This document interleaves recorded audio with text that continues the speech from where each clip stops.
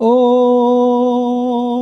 मंगल भवन अमंगल हारी, द्रवहु सो दशरथ अजिर बिहारी। राम सिया राम सिया राम जय जय राम, राम सिया राम सिया राम जय जय राम। मैं ईशु हरवानी, वृंदावन धाम, आप सभी को राम राम।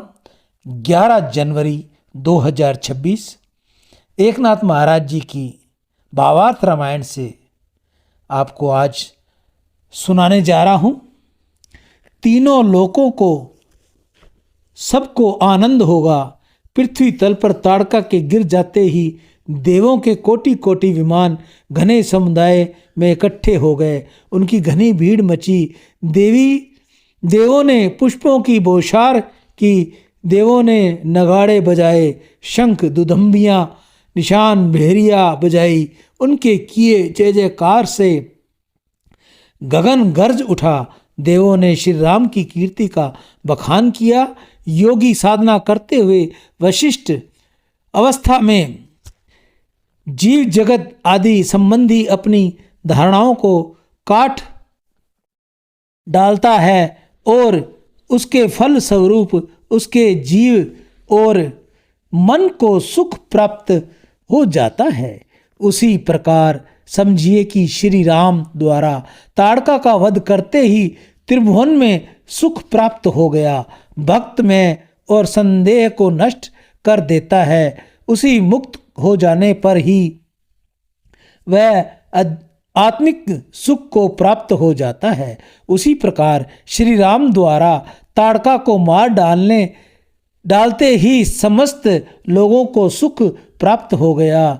देवाधिराज इंद्र ने समय विश्वामित्र के गुणों की प्रशंसा की। उसने कहा, समझिए कि आपके धर्म कर्म के बल से श्री राम ने इस दुष्टा का संहार किया। श्री राम द्वारा ताड़का के मारे जाते ही तत्काल विश्वामित्र आनंदित त्रिक से नाचने लगे। उन्होंने श्री राम को अपने प्राणों से आरती उतारी। ऋषियों के समुदाय ने तालियां बजाई। तदंतर इंद्र ने विश्वामित्र से कहा, आप श्री राम को अस्त्र विद्या की शिक्षा प्रदान करें।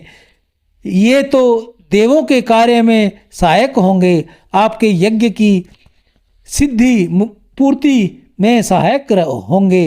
वह गुरुवर श्री विश्वामित्र श्री राम जैसे सुयोग्य शिष्य को अस्त्र शस्त्र विषयक सदशास्त्र सिखाएं। आप उन्हें बीज मंत्रों सहित शस्त्र विद्या सिखाएं। देवों की यह बात सुनकर विश्वामित्र ने संतुष्ट होते हुए श्री राम को गले लगाया और अपने सब कुछ से राई नोन उतार दिया। वे बोले, यहाँ राम द्वारा ताड़का का वध कर दिए जाने पर देवों के अपार सुख हो गया है। उससे पथिकों के लिए मार्ग बाधाएं से पूर्ण मुक्त हो गया है। यह तो समर्थशील श्री राम का प्रताप है। उपसंहार श्री रामनाथ राम के जीवन चरित्र को प्रथम अवस्था चरण में यह कथा तीनों लोकों में अति विख्यात है। आगे की कथा इससे भी परम अद्भुत है। श्रोता उसका समाधान चित्त से श्रवण करे। ये ऐसी कथा है जिससे ध्यान पूर्वक किए श्रवण पठन आदि से जन्म मरण का बंधन अर्थात उसे धारण करने की परंपरा टूट जाती है। भोग्य विषयों के आय व्यय के वितरण से पुस्तक फाड़ डाली जाती है और वैकुंठ लोक में उस पुण्यवान व्यक्ति के नाम की ध्वजा फहराई जाती है। वैकुंठ लोक में मुक्त रूप से निवास करने की योग्यता पाए हुए तथा पाने की अभिलाषा व्यक्ति ही राम कथा के शरण के लिए आ जाते हैं। कथा की इस प्रकार महिमा है, इसलिए यह राम कथा सबका प्रिय करने वाली है। इस कथा का वर्णन करता एकनाथ अपने गुरु जनार्दन स्वामी की शरण में स्थित है। अब तक कथा क्रम के अनुसार ताड़का का निर्दलन हो गया, कहा गया। अब आगे श्री राम द्वारा धनुर्विद्या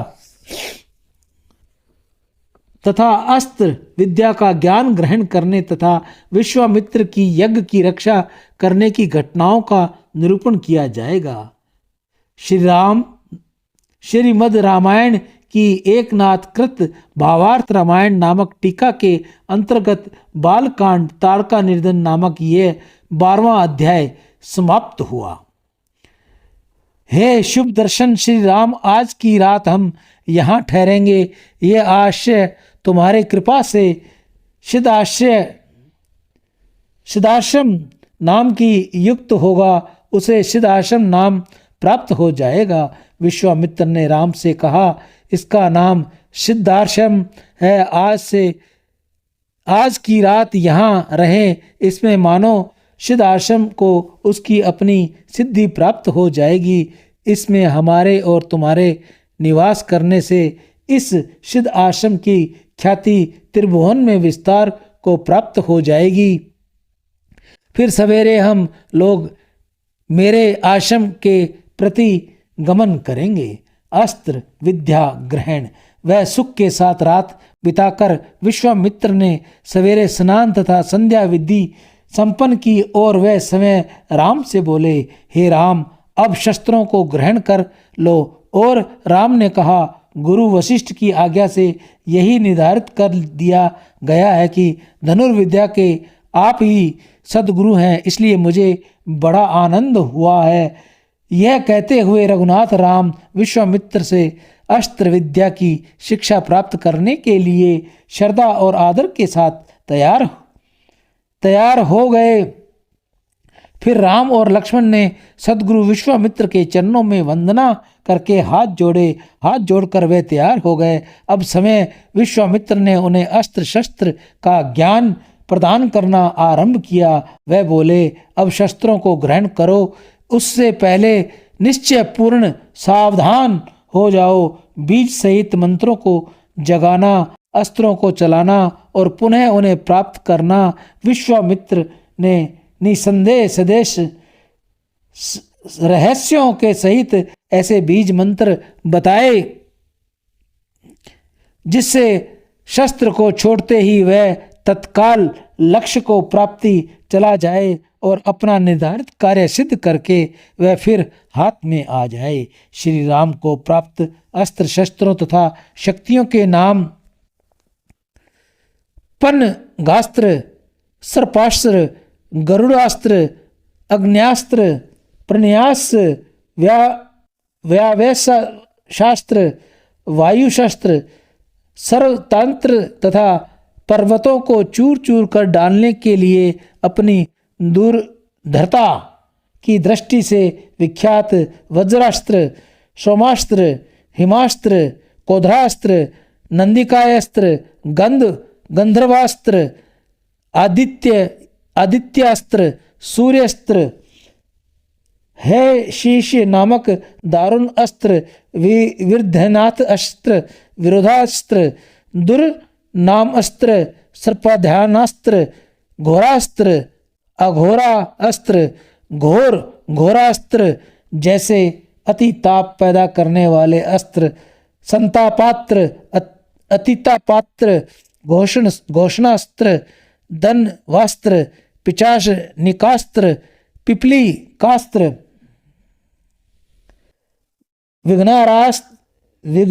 विद्याधरास्त्र जैसे मारक नाशकारी अस्त्र, वक्रस्त्र, भेड़िया अस्त्र, जम्बुक, श्रृंगार अस्त्र, जमकास्त्र, सूचिकास्त्र, मानवास्त्र, वृश्चिकास्त्र, त्वष्टा जैसा बिजली सा अस्त्र, कंकाल, कलिका, सूचिका, विषुचिका, चंड, प्रचंड, वितंड नामक दाहक अस्त्र, सर्वत्रक, शलभ, विखंड, दंडक, शीतल, ठंडा पैदा करने वाला वात, वैशिक नामक विध्वंस करने वाला अस्त्र, माया मोहक पातक, गिरा देने वाला घातक, वृंदावन धाम तामंगी सबको दहन राम रक्त, राम। परेशान करने वाला ब्रह्मक पाक नामक अस्त्र, भीम भयानक, भृंग श्रृंग कुर्र भैरव उग्रता के युक्त कराल नामक अस्त्र, वरुण दारुण काल रुद्र कार्तिकेय कपाल भद्र विघात करने वाला वीरभद्र नामक अस्त्र, संकृष्ण नारायण शंकर नरसिंह वामन प्रद्युमन प्रतापवान मदन नामक अस्त्र, इशिका झाड़ू जैसे अस्त्र, विशेष कृत शल्का तथा जिसके प्रचंड हानि होती है, ऐसे अनेक अस्त्र शस्त्र विश्वामित्र ने श्री राम को प्राप्त हो गए। देखिए उस पशुपत अस्त्र को महिमा, जिसे तीनों लोकों को रोका नहीं जा सकता, जिसका किसी के निवारण नहीं किया जा सकता। विश्वामित्र ने श्री राम को उस ब्रह्मशिरस नामक अस्त्र का मंत्र पढ़ाया, जिससे प्रेरित करने के लिए जाने पर वह चराचर को छेद डाल सकता है। इस संबंध में ऐसी धारणा है कि इसके लिए विश्वामित्र ने श्री राम से कहा, इस शस्त्र को यत्नपूर्वक रख लो। ब्रह्मा शीर्ष अस्त्र मंत्र का ज्ञाता अति विकट निर्णायकत्मक युद्ध के शुरू होने पर भी इस शस्त्र का प्रयोग बिल्कुल नहीं करते, क्योंकि वह अस्त्र परम दारुण तथा निवारण करने के लिए असंभव होता है। जो इस अस्त्र का पालन एवं प्रयोग करना चाहते हो, उसे समस्त अस्त्रों का सामर्थ्य प्राप्त हो जाती है। इसलिए समझदार व्यक्ति योद्धा इस अस्त्र को अति यत्नपूर्ण रखते हैं। इस प्रकार शस्त्रों की सीमा संख्या का मर्यादा पूर्ण हो गई। अब मैं उन शस्त्रों की विधि के बारे में कहूँगा, जिसका स्मरण करते ही वह समय युद्ध के समय उस शस्त्र धारक के पास आ जाते हैं। वायु चक्र, विष्णु चक्र, कुर चक्र, काल चक्र, अति वक्र नक चक्र, जो अति दुर्धर धारण करने के लिए अति कठिन एवं मानो विनाश के मूर्त आकार अर्थात रूप थे। देखिए शुक त्रिशूल महाशूल श्री राम को प्राप्त हुए, जो युद्ध में स्थूल सूक्ष्म कारण और महाकारण नामक चारों प्रकार से देहों में गढ़ चुभ सकते हैं। उन्हें धारी के समान कौन खड़ा रह सकता है। कलिकाल देव तक मारे आतंक के कांपता रहता है। श्री राम को विश्वामित्र से कौमोदिक और शिवोदक नामक दोनों असाधारण गदाएं प्राप्त हो गई, जो मोह तथा ममता को छेद डालती हैं। तीनों लोकों में उसका अति आतंक छाया रहता है। दोनों खड़क आदि शुद्ध स्वरूप के थे। उनमें से एक जीव को काटने वाला तथा दूसरा कल्पना को काटने वाला था। उसे मारे डर के समस्त लोग कांपते रहते हैं। उसके अतिरिक्त श्री राम को शिव शक्ति और विष्णु शक्ति, जो अनादि आदि शक्ति के ही रूप हैं, प्राप्त हुई। वह भौतिक देह सहित लिंग देह सूक्ष्म शरीर को भी काट डालती है। उसके तेज से कलिकाल भी भाग जाता है। सियावर राम जय जय राम, मेरे प्रभु राम जय जय राम। जय मंगल भवनीय मंगलहारी, द्रवौ सुदशरथ अजिर बिहारी। दीन दयाल विरुद्ध संहारी, हरहुनाथ मम संकट भारी। मैं ईशु हरवानी, वृंदावन धाम